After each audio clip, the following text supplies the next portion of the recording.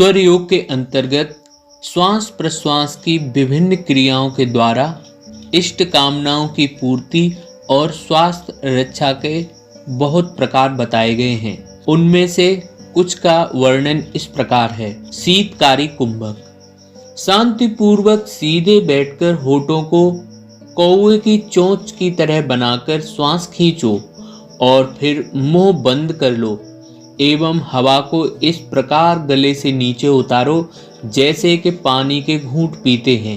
थोड़ी देर बाद श्वास को धीरे धीरे नाक द्वारा निकाल दो। इस क्रिया को प्रातः, सायं या रात को करना चाहिए। एक समय में 5-7 बार करना पर्याप्त होगा। इससे रक्त की शुद्धि होती है। शूल तथा पेट की अन्य बीमारियों के लिए यह क्रिया लाभदायक है। सारांश यह है कि सरल क्रिया होते हुए भी इसका लाभ बहुत अधिक है। हाँ, अशुद्ध स्थान में अथवा भोजन के 3-4 घंटे उपरांत तक यह क्रिया न की जाए। स्वर योग में दूसरी श्वास प्रश्वास की प्राणायाम क्रिया का नाम है शीतल कुंभक। सीधे पालथी मारकर अर्थात पद्मासन यदि लगा सकते हैं तो उत्तम है। नहीं लगा सकते तो केवल सीधे होकर पालथी मारकर बैठें। उस ओर मुंह कर बैठो जिस ओर शुद्ध वायु का प्रभाव हो और होठों को इस प्रकार आगे बढ़ाओ जैसे सीटी बजाते समय बढ़ाया जाता है और मुंह बंद करके नथनों से श्वास खींचो। इससे रक्त शुद्ध होता है। दिन भर में 3 बार यह क्रिया की जाए, किंतु एक बार 10 मिनट से अधिक न हो। प्रायः प्रतिवर्ष आग लगकर कितनों का ही भारी नुकसान हुआ करता है। ऐसे समय स्वर योग के एक आश्चर्यजनक प्रयोग का अनुभव किया जाए। आग लगने पर जिस तरफ उसकी लपट जाए उसी तरफ खड़े होकर जिस नथुने से श्वास निकले उसी नथुने से हवा खींचकर नाक से ही पानी पिएं। इसके बाद 7 रत्ती जल वीडियो में दिखाए जा रहे मंत्र से फूंककर आग में डाल दें तो अवश्यमेव अग्नि प्रकोप बहुत जल्द शांत हो जाएगा। स्वर परिवर्तन के हानि लाभ। किस समय कौन सा स्वर चलना चाहिए, इसकी जो मर्यादाएं बांधी गई हैं वह चंद्र सूर्य की चाल के अनुसार शरीर के ऊपर जो प्रभाव पड़ता है उसके आधार पर है। नियत समय पर नियत स्वर का चलना आरोग्यता सूचक है। जब इसमें गड़बड़ होती है तो इससे विभिन्न प्रकार की हानियां हो सकती हैं, जिनका कुछ उल्लेख यहाँ आपको बताया जा रहा है। केवल पक्ष की तिथियों में ही सूर्य चंद्र द्वारा यह स्वर परिवर्तन नहीं होता, वरन अन्य ग्रहों का भी प्रभाव उन पर अपना असर डालता है। तदनुसार कुछ वारों में भी विशिष्ट परिवर्तन होता है। चंद्र, बुध, गुरु और शुक्र, इन वारों में और विशेषकर शुक्ल पक्ष में बाईं नाड़ी चलना शुभ है। रवि, मंगल और शनि, इन वारों में और विशेषकर कृष्ण पक्ष में दक्षिण नाड़ी चलना शुभ है। रविवार को सूर्योदय पर सूर्य नाड़ी और चंद्रवार को चंद्र नाड़ी का चलना शुभ माना जाता है। आकाश स्थित प्रधान ग्रहों का प्रभाव उनकी अपनी तथा पृथ्वी की चाल के अनुसार उस भूमंडल पर आता है। अपनी धुरी पर घूमने के अतिरिक्त एक निर्धारित मार्ग से पृथ्वी सूर्य की परिक्रमा के लिए भी चलती रहती है। इस मार्ग में प्रधान ग्रहों की कुछ महत्वपूर्ण किरणें प्रायः एक के बाद एक स्पष्ट रूप से आगे बढ़ती हैं। अन्य दिनों में वे किरणें अन्य ग्रहों की आड़ में रुक जाती हैं। खगोल विद्या के इस अत्यंत सूक्ष्म तत्व ज्ञान को समझते हुए प्राचीन विद्वानों ने वारों के नाम उनके अधिपति ग्रहों की प्रमुखता के आधार पर रखे थे। सूर्य और चंद्र नाड़ियों पर शुक्ल पक्ष एवं कृष्ण पक्ष की ऋण, धन, विद्युत एवं वारों के अधिपति ग्रहों का भी प्रभाव स्वरों पर पड़ता है। वह प्रातःकाल देखा जा सकता है। उपरोक्त वारों में स्वर नाड़ियों की भिन्नता दृष्टिगोचर होने का कारण मनुष्य शरीर पर पड़ने वाले अन्य ग्रहों का सूर्य चंद्र युक्त प्रभाव ही है। जो ग्रह सूर्य से ममता रखते हैं वे सूर्य स्वर को, और जो चंद्र से ममता रखते हैं वे चंद्र को प्रभावित करते हैं। शुभ अशुभ शब्दों का प्रयोग इस संबंध में इसलिए किया गया है कि यदि शरीर में सजीवता होगी तो वह ग्रहों के प्रभाव को ठीक ग्रहण करेगा, और यदि निर्बल निस्तेज एवं निर्जीव होगा तो अपनी जड़ता पर कायम रहकर प्रभावित न होगा। स्पष्ट है कि शरीर का सजीव होना शुभ और शक्तिहीन होना अशुभ माना जाता है, क्योंकि इसी के ऊपर अन्य कार्यों की सफलता और असफलता निर्भर है। इसी दृष्टि से चंद्र स्वर में सूर्योदय का होना और सूर्य स्वर में अस्त होना श्रेष्ठ माना गया है। शुक्ल पक्ष की दौज को नवीन चंद्र का दर्शन चंद्र स्वर में होना भी शुभ सूचक समझा जाता है। यदि चंद्रमा के स्वर में सूर्य का उदय हो और सूर्य के स्वर में अस्त हो तो उस विपरीत समय में कोई भी कार्य सिद्ध नहीं होता। जिस समय सूर्य के उदय में सूर्य चंद्रमा के उदय में चंद्रमा का स्वर हो तो दिन व रात्रि में अशुभ और शुभ सब काम सिद्ध होते हैं।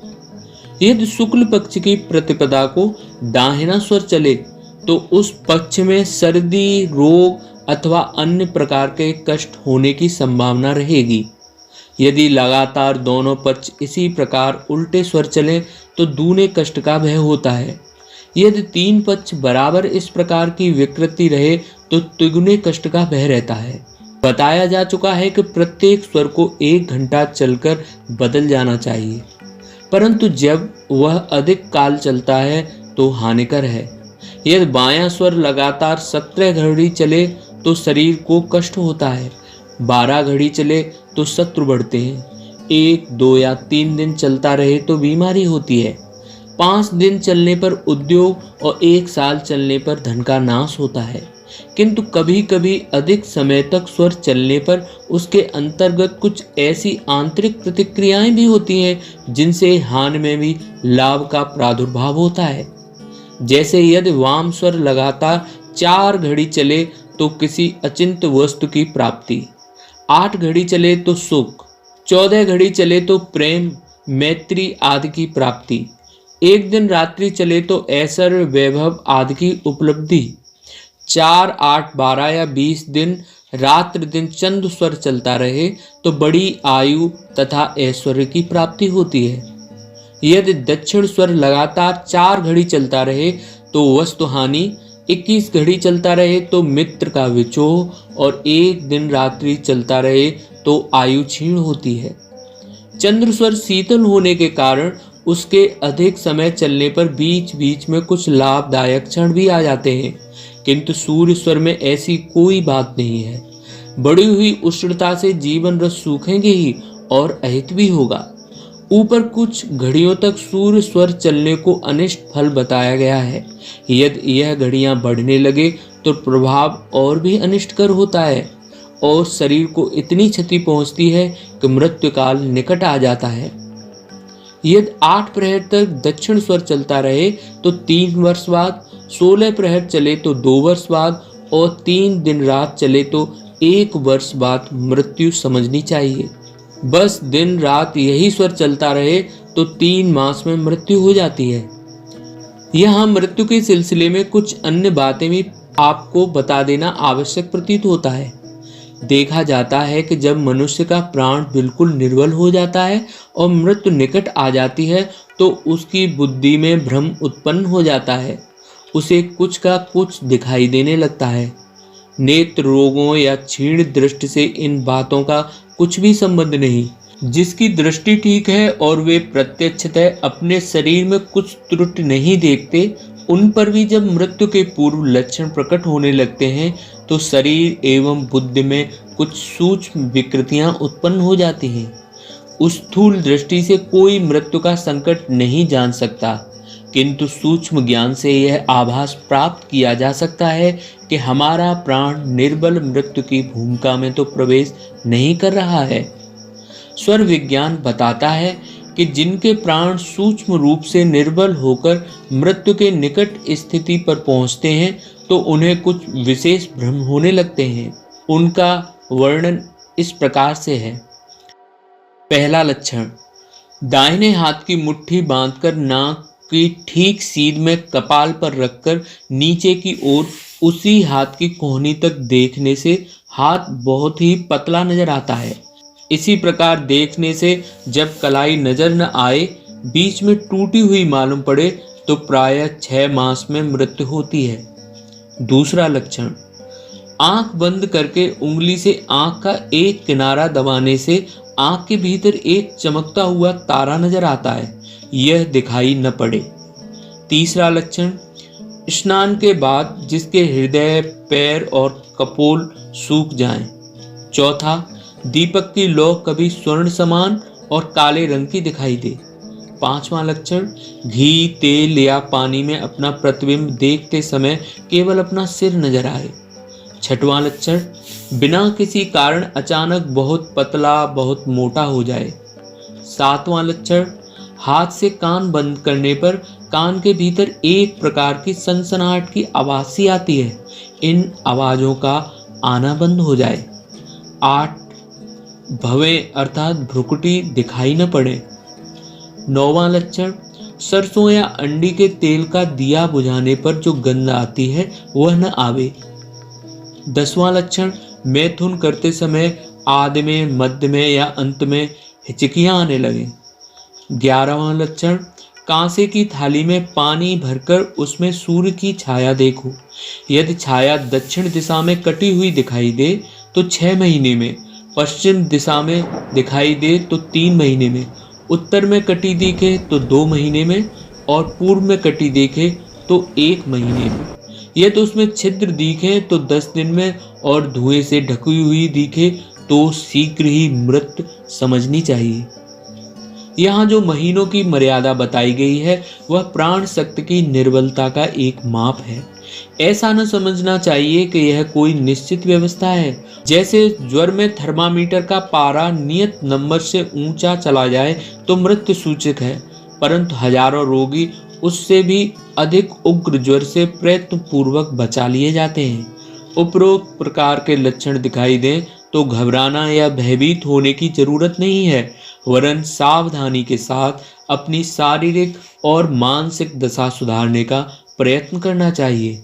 उपरोक्त आध्यात्मिक सूचनाएं एक प्रकार से खतरे की घंटी हैं, जो हमें सावधान रहने की सूचना देती हैं। स्वाभाविक रूप से श्वास प्रश्वास का 12 अंगुल आना और 12 अंगुल जाना है। एक श्वासोच्छ्वास में करीब 4 सेकंड लगते हैं। दीर्घ जीवन तथा अन्य प्रकार की सिद्धियां प्राप्त करने के इच्छुक को श्वास खींचने की मात्रा में वृद्धि करनी चाहिए, अन्यथा निकलने की संख्या से तो कुछ अधिक रखने का अभ्यास अवश्य करना चाहिए, जिससे आमदनी के खर्च घट जाएं और कुछ पूंजी जमा होने लगे। 4 सेकंड समय में एक श्वास लेने के समय में भी कुछ वृद्धि करना हितकर है। श्वास छोड़ने के 12 अंगुल परिमाण को जितना ही घटाया जाए उतना ही लाभ है। क्रमशः घटाने का फल इस प्रकार कहा गया है। 12 अंगुल से 1 अंगुल घटाकर 11 अंगुल कर लेने पर प्राण स्थिर हो जाते हैं। 2 अंगुल घटाकर 10 अंगुल कर लेने पर महा आनंद प्राप्त होता है। 9 अंगुल कर लेने पर कवित्व शक्ति जागृत होती है। 8 अंगुल पर वाक सिद्ध होती है। 7 अंगुल पर दूर दृष्टि प्राप्त होती है। 6 अंगुल पर आकाश में उड़ सकता है। 5 अंगुल पर प्रचंड वेग आता है। 9 अंगुल पर सब सिद्धियां प्राप्त होती हैं। 3 अंगुल पर नव निधियां मिलती हैं। 2 अंगुल पर अनेक रूप धारण कर सकता है। 1 अंगुल पर अदृश्य हो सकता है। और प्राण की गति का प्रमाण यदि केवल नख के अग्रभाग जितना रह जाए तो उसे मृत्यु का डर नहीं रहता, अर्थात ऐसा व्यक्ति अमर हो जाता है। स्वर योग के द्वारा मनचाही संतान उत्पन्न करने का भी विधान है। साधारणतः स्त्री के रजस्वला होने के चौथे दिन से लेकर 16वें दिन तक गर्भाधान के लिए उत्तम समझा जाता है। इसमें उत्तरोत्तर दिन ठीक हैं। प्रथम 3 रातें अष्टम, एकादशी, त्रयोदशी, अमावस्या और पूर्णिमा वर्जित है। शास्त्रकारों का मत है कि रजस्वला होने से चौथी रात्रि में गर्भ रहने से अल्पाय तथा दरिद्री, छठी रात्रि में साधारण आयु वाला, 8वीं रात्रि में ऐश्वर्यशाली, 10वीं रात्रि में चतुर, 12वीं रात्रि में उत्तम 14वीं रात्रि में उत्तम गुण संपन्न और 16वीं रात्रि में सर्व गुण संपन्न पुत्र उत्पन्न होता है तथा 5वीं रात्रि में संतान सुख वाली, 7वीं रात्रि में बंध्या, 9वीं रात्रि में ऐश्वर्यवती, 11वीं रात्रि में दुष्चरित्रा, 13वीं रात्रि में वर्ण संकर संतान उत्पन्न करने वाली, 15वीं रात्रि में सौभाग्यवती अथवा राजपत्नी कन्या उत्पन्न होती है। जब पुरुष का दाहिना स्वर और स्त्री का बायां स्वर चल रहा हो उस समय संयोग करने से पुत्र उत्पन्न होता है, और जब स्त्री का दाहिना तथा पुरुष का बायां स्वर चल रहा हो उस समय गर्भाधान करने से कन्या का जन्म होता है। इसलिए पुत्र की इच्छा करने वाले पुरुष को बाएं करवट और कन्या की इच्छा करने वाले पुरुष को दाहिने करवट लेटने के उपरांत रक्त कर्म करना चाहिए, जिससे इच्छित स्वर चलने लगे। जो भौतिक विज्ञानी स्वर शास्त्र के संबंध में अभी संदेहमय हैं, वे भी इस बात को स्वीकार करते हैं कि काम क्रीड़ा के समय यदि पुरुष बाएं करवट लेटे तो उसका दाहिना अंडकोश विशेष शक्तिमय हो जाता है। कामोत्तेजना होने पर अंडकोशों की नाड़ियां द्वारा ही शरीर की धातुओं में से वीर्य निकलने की क्रिया होती है। दही से घी निकलने में जो कार्य रई करती है वही कार्य वीर बनाने में अंडकोशों की नाड़ियां करती हैं।